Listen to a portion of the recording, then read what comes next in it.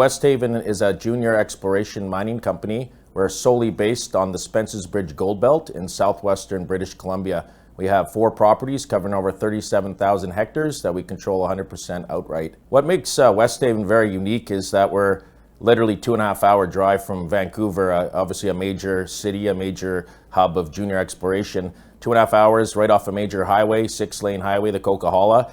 And we have 4 of our properties which are all road accessible. So very unique advantage for exploration plays. And we're have over 1 million ounces sitting there off a highway as well. So I think that certainly is differs from many other companies that are working in much more remote areas. I started in this business when I was quite young. My father is a mining engineer and my older sister's a geologist. So I was just kind of brought in naturally into this exploration business. Started quite young. I think my first summer I was 14. Spent the summer up in the getting bitten by bugs in the NWT, and from there I went back to school, got my degree in geography, but kind of sucked me back into this business. And yeah, I really obviously enjoy it. Like the grassroots stuff. And Westhaven, we formed that with Sean Pollard, myself, and my father and Vic Tanaka. We formed that in 2010.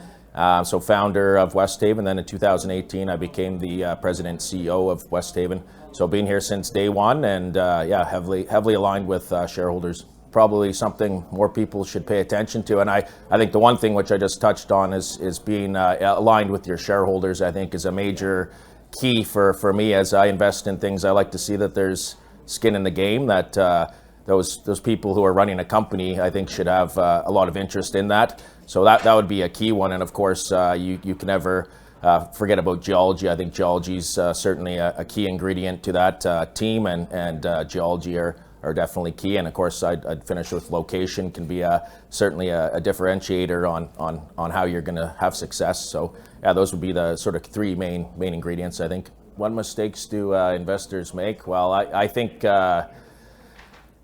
probably the main thing is when you're investing in a certain group or a commodity, for example. I think maybe investors are probably catching something on the way up. Might be maybe something that's overhyped, and maybe not doing that due diligence to look into that further would be a concern. And I've been many times at the end of that, where I've invested in something on the way up, and sometimes it never gets back up. But I think just pay close attention to the management and what groups are doing and what people are talking about. But I think would be not getting in too early, but also yeah, that would be my I think something that would be my opinion on that.